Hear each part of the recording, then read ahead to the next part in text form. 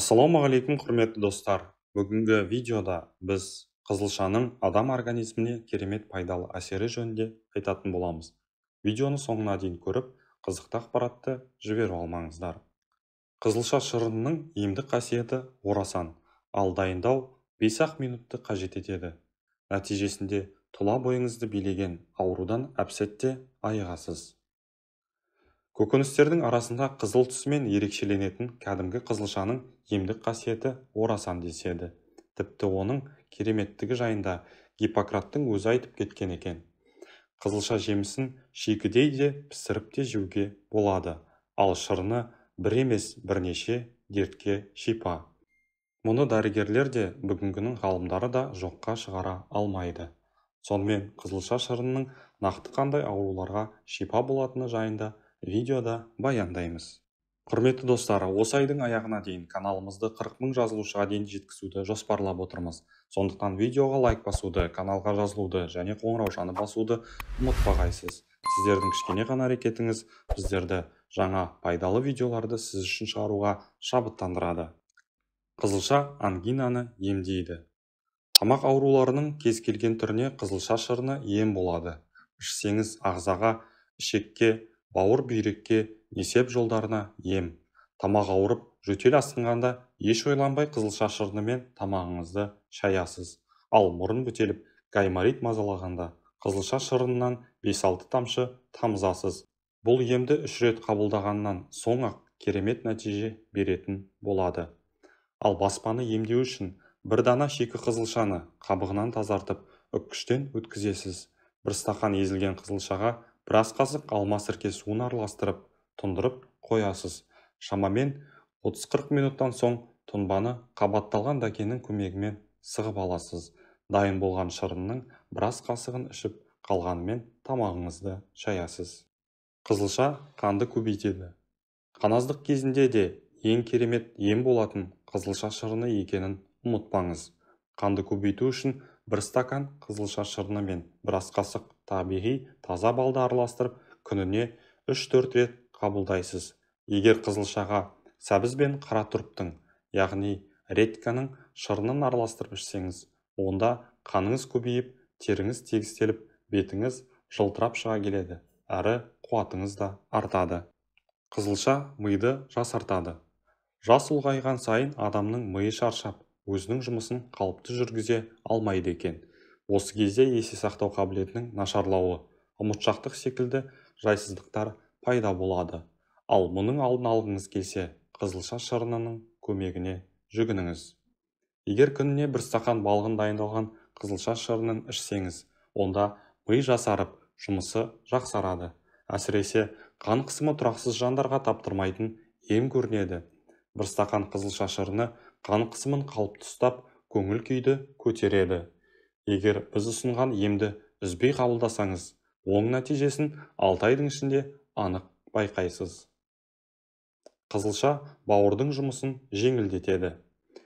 Егер күніне 3 рет қызылша шырынын ішсеңіз, бауыр ауруынан біржолата құтыласыз. Ал қалай ішу керектігіне назарыңызды салыңыз.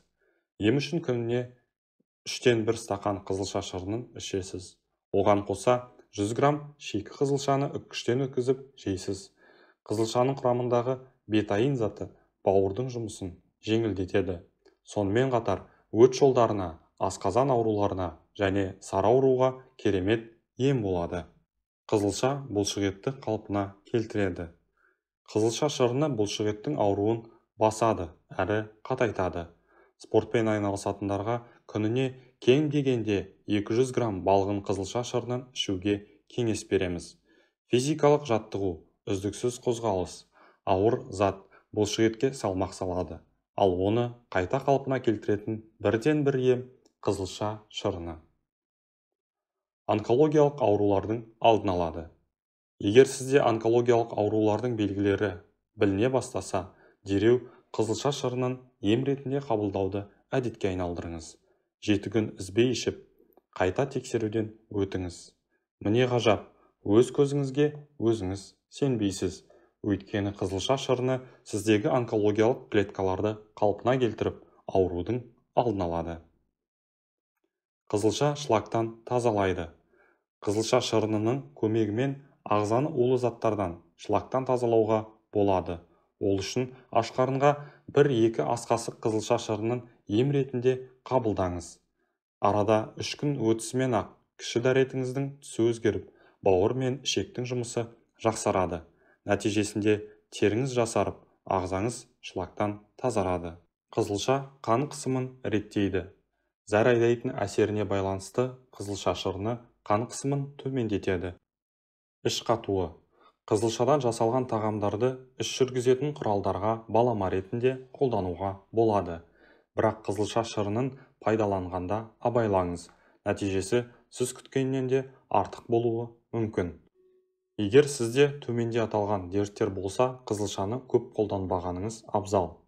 Сусамыр дерті. Ол қандағы глюкоза деңгейін арттырады. Құяң немесе несеп тас ауруы. Қызылша құрамында бұл ауруларда қарсы көрсетілетін қымыздық қышқылы бар. Және де іш өтуіне бейімділік болған жағдайда қызылшаны көп қолданбаңыз. Қызылшаны қалай пісіреді? Қызылшаны пісіргенде ыдыстың қақпағын жауып қойыңыз. Ол дәрумендердің жоғалуын азайтады. Көкөністің толықтай суға батып тұруын қадағалаңыз. Ол пайдалы заттардың ыдырау процесін баяулатады. Суға тұз салмаңыз. Ол қызылшаның пісу уақытын ұзартады. Тіпті қызылша піскеннен кейін де қаттылау болуы мүмкін. Дайын тағамды тұздаңыз. Түбін кеспеңіз және сабағын толық кеспей бірнеше сантиметрін қалдырыңыз. Әйтпесе қызылша түсін жоғалтып, дәмі суытатып кетуі мүмкін. Пісу уақытын жылдамдату үшін суға 1 ас қасық қант салыңыз, немесе өсімдік майын құйыңыз. Екеуі де қайнау температурасын жоғарылататын болады. Егер ыдысты былғаудан қорықсаңыз, қызылшаны полиэтилен пакетке салып пісіріңіз. Ол көкөністің дәміне, пісу ұзақтығына әсер етпейді.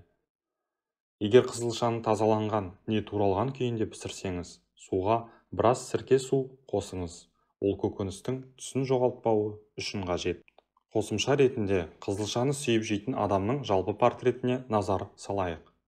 Ол ақылды, себебі қызылшада йод көп, ал онсыз есте сақтау қабілетінің жақсы, ой өрісі мен зейіннің жоғары болуы мүмкін емес. Беті алқызыл, себебі қызылша темірдің сіңуіне әсер етеді. Сондықтан қызылшаны ұнататын жандардың бет әлпетінің бозарғанын байқамайсыз. Ол төзімді. Қызылша адамның физикалық төзімділігін арттырады екен. Ғалымдар қызылша шырынының қан тамырларды кеңейтіп, қан тарауын күшейтетінін дәлелдеген. Демек, бұлшық еттерге ауа түсуін арттырады. Мамандар тәжірибе жүргізіп, жаттығу алдында 70 мл қызылша шырынын ішу денеге түсер салмаққа төзімділікті 16%-ға ұлғайтатынын анықтаған. Оның шашы қалың. Қызылшаны сүйіп жейтін адамдардың шашы жылдам өсіп, қалыңдап, жылтырай түседі. Оған қызылша қабығының астында көп мөлшерде кездесетін В дәрумені ықпал етеді. Ол бұлшық етті. Қызылшада бұлшық ет массасын арттыруға көмектесетін магнийдің мөлшері көп. Және ол сымбатты. Қызылша құрамында зат алмасуын жылдамдататын. Артық салмақты арылтуға көмектесетін ерекше заттар кездеседі. Видеомыз ұнаған болса, видеоға лайк басуды, каналға жазылуды және қоңыраушаны басуды ұмытпағайсыз. Видеоны достарыңызға және туыстарыңызға жіберіп, олардың да дені сау болуына өз септігіңізді тигізіңіз.